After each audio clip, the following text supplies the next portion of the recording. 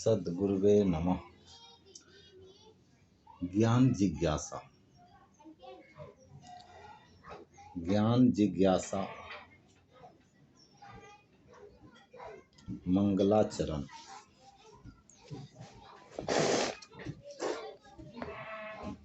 प्रथम बंदव सतगुरु चरण जिन्हें अगम गम्य लखाइया। गुरु ज्ञान दीप प्रकाश करी पट खोली दरस दिखाइया।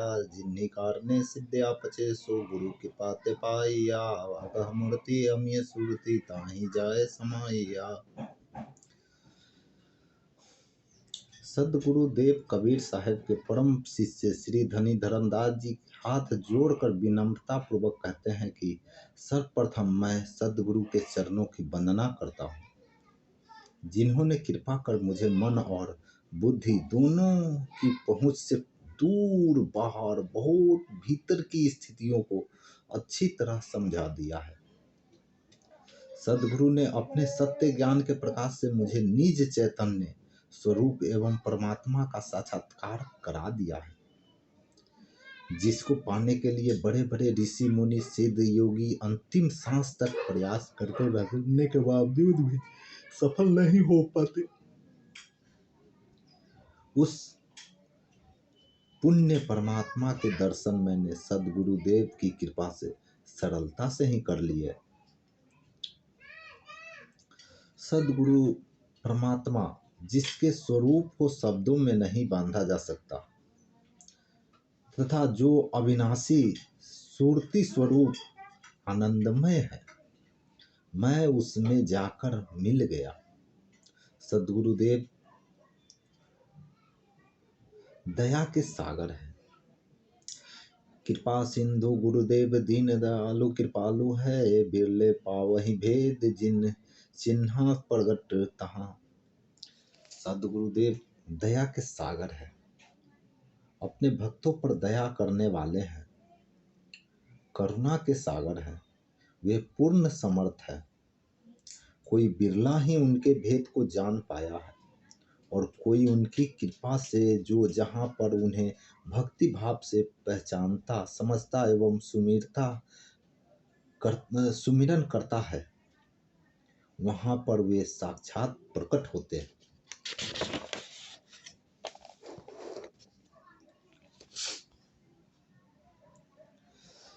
कोई बूझहि जन जौहरी जो शब्द की परख पारख करे। चितलाए सुनहि सिखावनो हित जानी के हृदय धरे।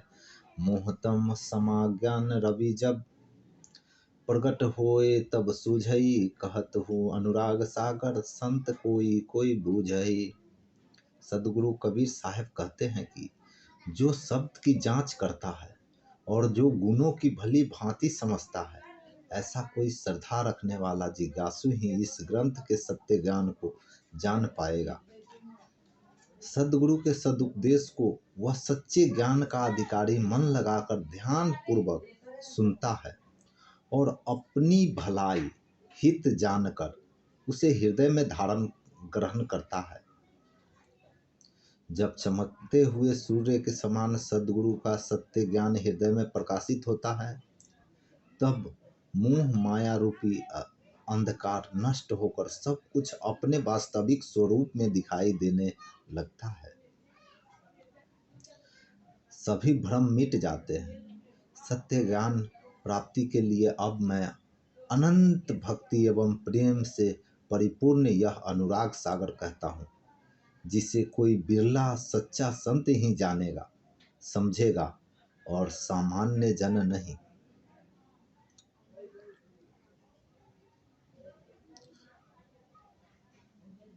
बिना अनुराग वस्तु को पा नहीं सकते, यानी किसी भी वस्तु को बिना अनुराग के पा नहीं सकते। कोई एक संत सुजान जो गम शब्द विचारई। पावै पद निर्वाण पसत जानू अनुराग उर।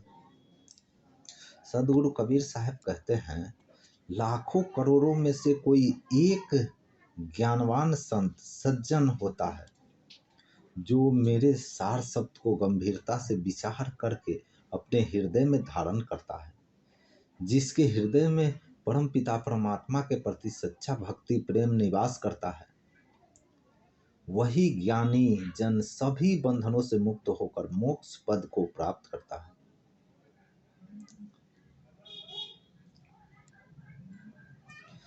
तब धर्मदास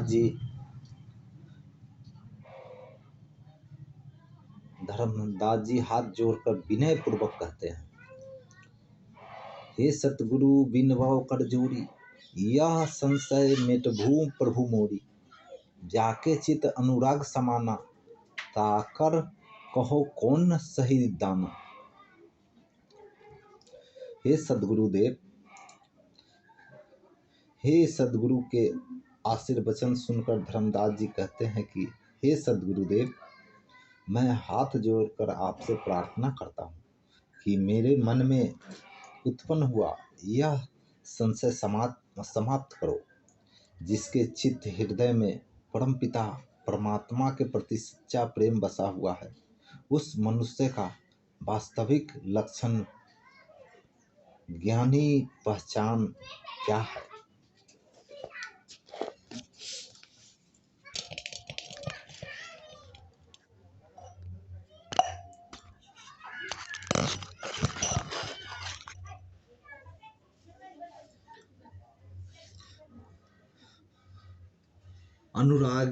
अनुरागी कैसे लखी पड़ई, बिनु अनुराग जीव नहीं तरई। सो अनुराग प्रभु मोहि बताओ, देई दृष्टांत भले समझाओ। यानी अनुरागी को देखकर कैसे समझा या जाना जा सकता है। आपके कहने के अनुसार बिना अनुराग के जीव इस संसार रूपी भवसागर से पार नहीं हो सकेगा। हे प्रभु, वह अनुराग मुझे बताओ, उसके उदाहरण देकर मुझे अच्छी तरह से समझाओ। सतगुरु वचन अनुरागी के दृष्टांत, यानी सदगुरु कबीर साहब धर्मदास जी से कहते हैं कि धर्मदास परखौं चितलाई, अनुराग अच्छ कहूँ समझाई। सतगुरु कबीर साहब कहते हैं कि हे धर्मदास, चित्त हृदय लगाकर अच्छी तरह समझो। मैं अनुरागी के लक्षण गुण समझाकर कहता हूँ। जैसा मृगनाद सुनि धावै, मगन होए व्याधा बिगावै। चित कछु शक न आवे ताहि, देत तिसिस सो नाही डराहि। सुनी सुनी नाद शीस तिन दिन्हा, ऐसे अनुरागी कह चिन्हा।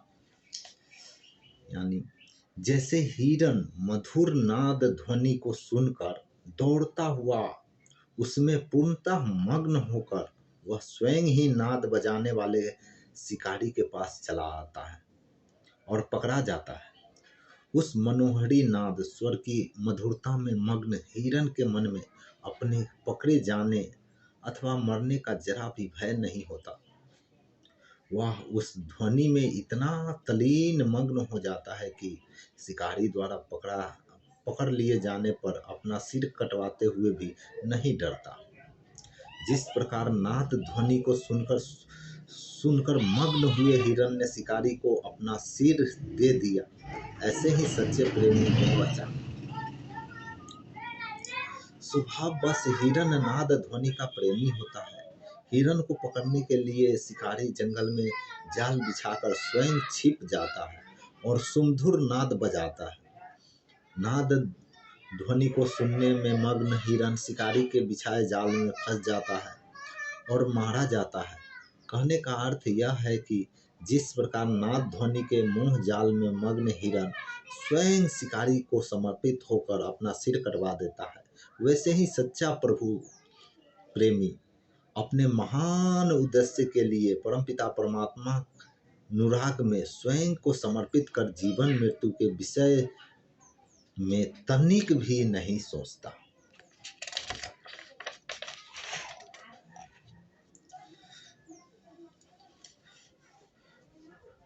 यानी दूसरा दृष्टांत सदगुरु कबीर साहब कहते हैं पतंग का दृष्टांत। सदगुरु कबीर साहब कहते हैं यहाँ पर दीपक से पतंग सलभ कीट के अनुराग प्रेम का उदाहरण देते हुए बताते हैं कि जैसे पतंग का स्वभाव दीपक से प्रेम करके जल मरने का होता है, वैसे ही सच्चे प्रेमी का हृदय अपने इष्ट परमपिता को समर्पित होता है। जैसे जलते हुए दीपक की लौ से पतंग का इतना अधिक प्रेम होता है कि वह उसके प्रेम के वशीभूत हुआ उसी लौह में जलकर मर जाता है। दीपक की लौ से लगन लगाए उस पर स्वयं को समर्पित करने में वह कोई शंका व घबराहट अनुभव नहीं करता है। ऐसे ही सच्चा अनुरागी अपने इष्ट को पूर्ण रूप से समर्पित होकर उनके चरण कमलों में स्वयं को अर्पित कर देता है। फिर कबीर साहब सती का दृष्टांत देते हैं। और लक्ष्य सुनियो धर्मदास सतगुरु शब्द करो प्रकाशा, जरत नारी ज्यों भूत पित्त संगा, तनिको जरत न मोरत अंगा, तजय सुदृढ़ धाम सहेली, प्रिय बिरहीन उठी चले अकेली। सुत लय लोगन आगे किन्हा, बहुत मोह ताकत पुण्य दिन्हा, बालक दुर्बल तो ही बिनु मारी है, घर वो सुन काहे विधि रही है करी है। सदगुरु कबीर साहब धर्मदास को समझाते हुए कहते हैं कि हे धर्मदास, इसके अलावा भी अनुरागी के और लक्षण गुण ध्यान से सुनो। सदगुरु के सुने हुए प्रेम के शब्द सदुपदेश का प्रचार प्रसार करो। जिस प्रकार पति के अगाध प्रेम से डूबी सती नारी अपने मृतक पति के साथ जलती है, सती होती है और जलते समय जरा भी अपने अंगों को मोड़ती सिकोड़ती नहीं और न ही जरा सा भी विचलित घबराती होती है। सती नारी सुंदर घर परिवार, धन संसार, सखी सहेलियों को विरक्त भाव से छोड़कर अपने प्रिय पति के मृतक शरीर के साथ स्वयं ही अकेली उठकर चल देती है। सती नारी को सती होने से रोकने के लिए उसके प्रियजन, नाते रिश्तेदार, अड़ोसी पड़ोसी उसके बच्चे को उसके सामने लाकर उनके प्रति उनके मोह, ममता और कर्तव्य का बार बार बोध कराते हुए उन्हें समझाते हैं कि देखो, तेरे अबोध नादान बालक बहुत ही कमजोर है,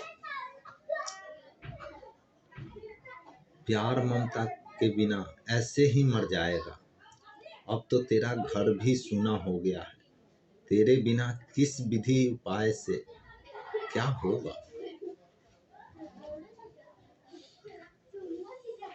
उसे सभी समझाते हुए कहते हैं कि देख, तेरे घर परिवार में बहुत धन संपत्ति है, निराश न होकर वापस घर को लौट चल।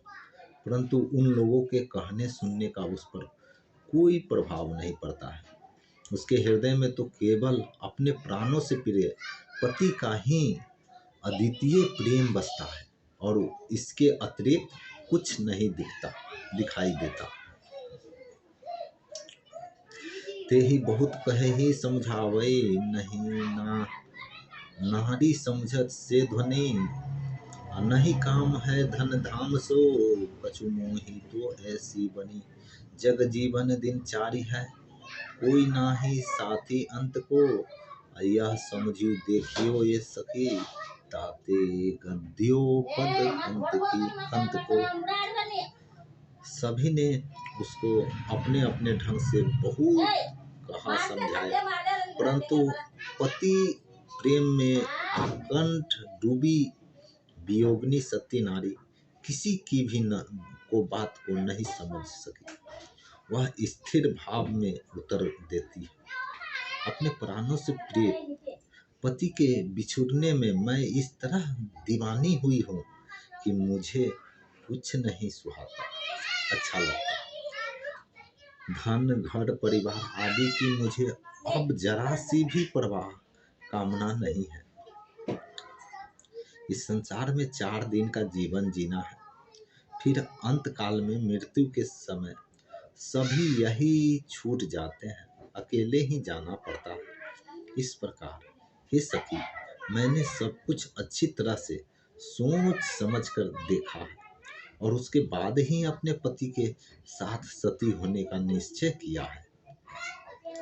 लिए पिया कर माह जाए सरास ऊपर चढ़ी, गोद लियो निज ना राम नाम भक्ति जरी।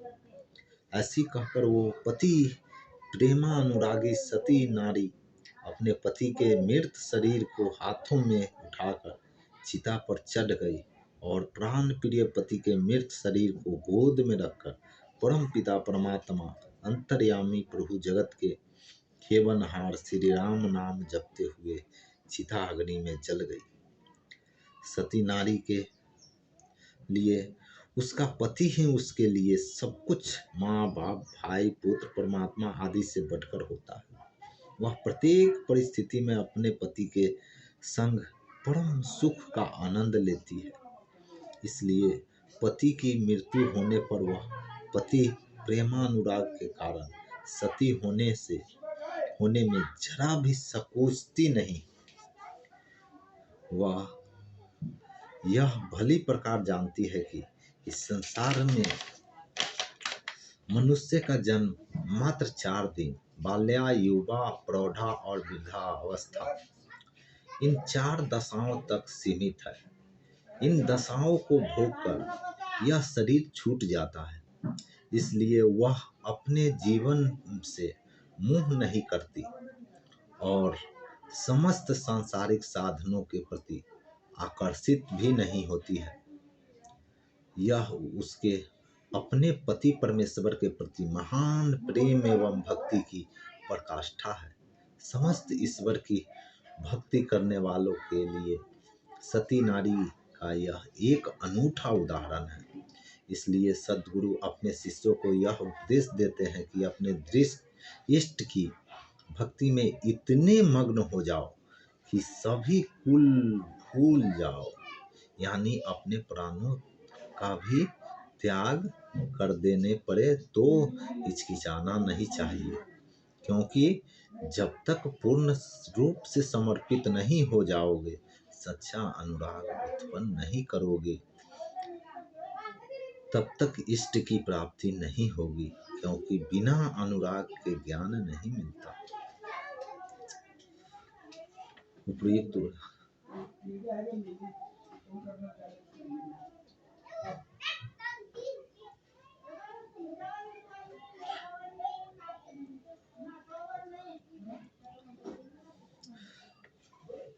फिर अब धर्मदास जी सदगुरु कबीर साहब से पूछते हैं, धर्मदास यह अनुराग वाणी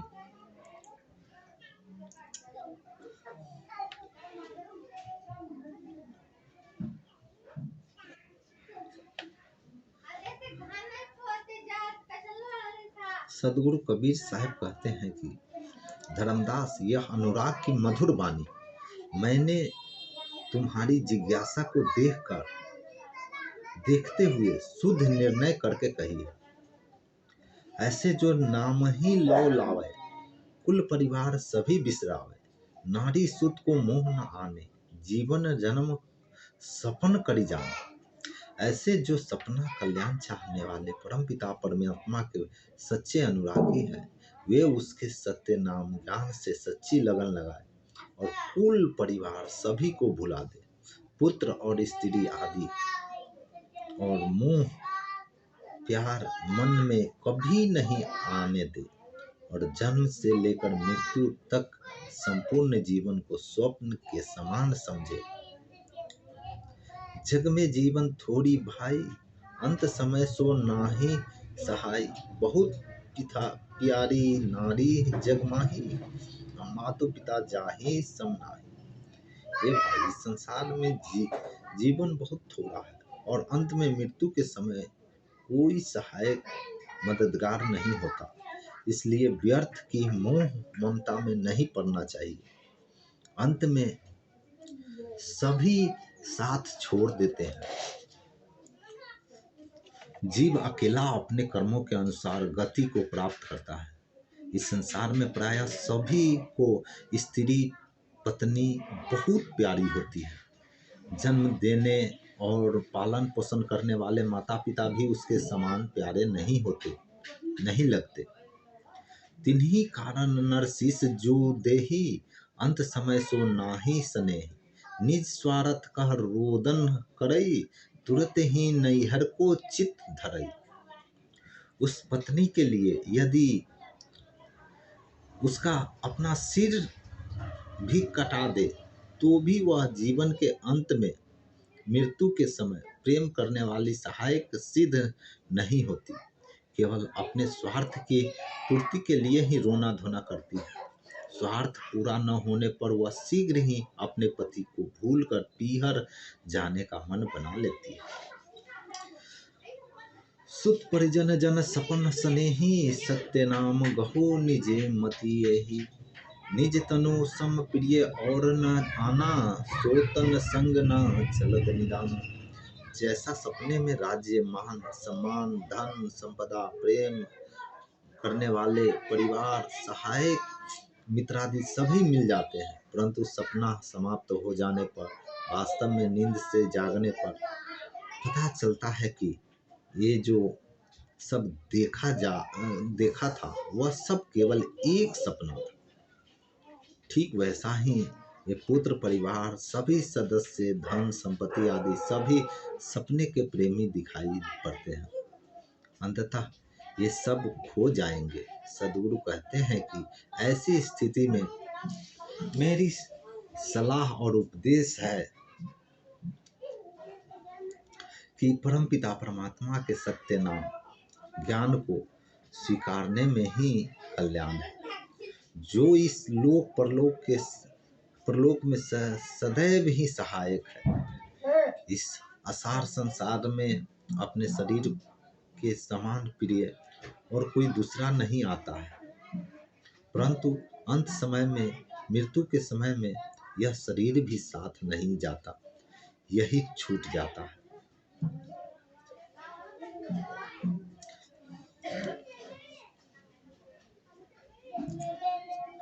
हे भाई, इस समस्त संसार में कोई भी ऐसा सामर्थ्यवान दिखाई नहीं देता है जो जीव को अंत समय में मृत्यु के मुख में जाने से बचा ले। उस समय मनुष्य को सभी नाते रिश्तेदार मित्रजन स्नेही विवश एवं असमर्थ होते हैं। हाँ, एक अवश्य है जिसका मैं स्पष्ट रूप से वर्णन करता हूँ, लेकिन जिसके हृदय में उसके प्रति सत्य प्रेम भक्ति होगी वही उससे लाभ पाएगा। वह एक सद्गुरु है जो इस जीव को समस्त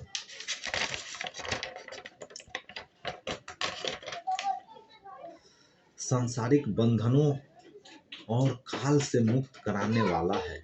बिना किसी शंका और संशय के तुम निश्चय पूर्वक मेरा कहा मानो।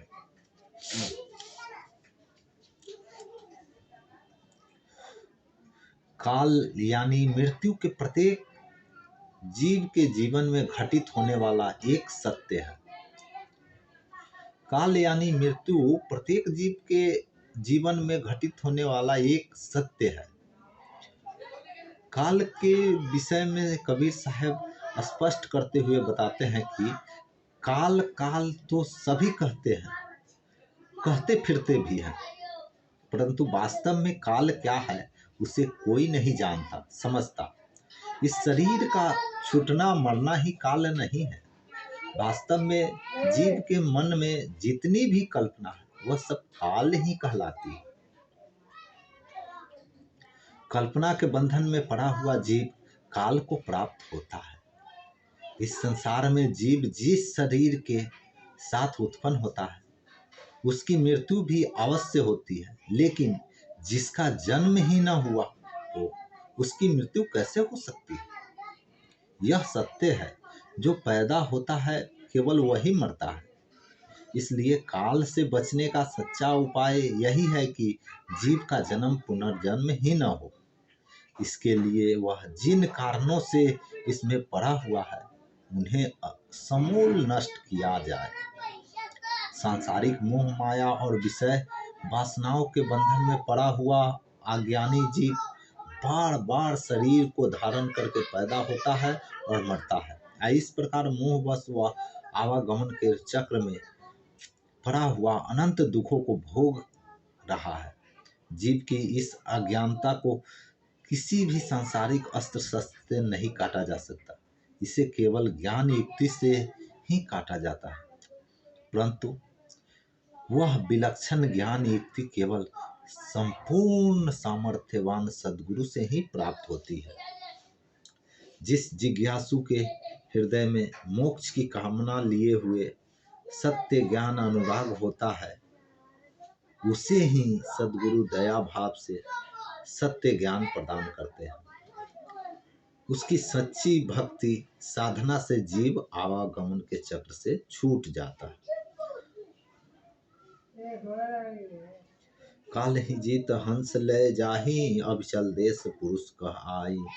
जहाँ जाए सुख होए अपारा, बहुरी न आवे यही संसारा।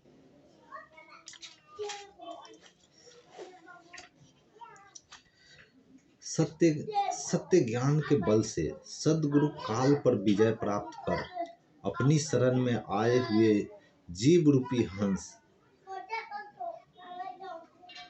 सद्गुरु के प्रति पूर्णतः समर्पित होकर विधि पूर्वक दीक्षा ग्रहण करने वाला जीव हंस वृत्ति को प्राप्त होता है, जो सत्य लोक यानी आवागमन के चक्र से मुक्त हुआ स्थान, जो सदा परम सत्य, शांति और आनंद से पूर्ण है, ले जाते हैं। जहाँ पर परम पिता परमात्मा उपस्थित है, जहाँ पर जाकर जीव को अवर्णनीय सुख की प्राप्ति होती है, वह वहां से लौटकर उस संसार में कभी वापस नहीं आता है, यानी उसकी मुक्ति हो जाता है। इस संसार में 84 लाख योनियां बताई जाती है, यानी कि जीव इन 84 लाख योनियों में इस मोह माया रूपी संसार में भटकता फिरता है। इसी कारण इस संसार को 84 भी कहा जाता है।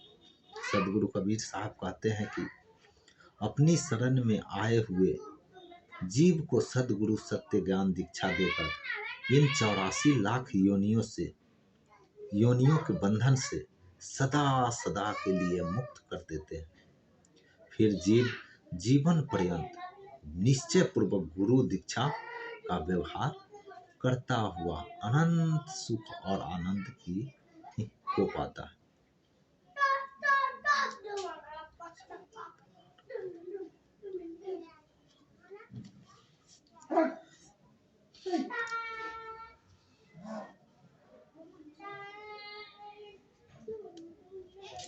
बस आज के लिए इतना ही। फिर हम अपनी वाणी को यहीं पे विराम देते हैं।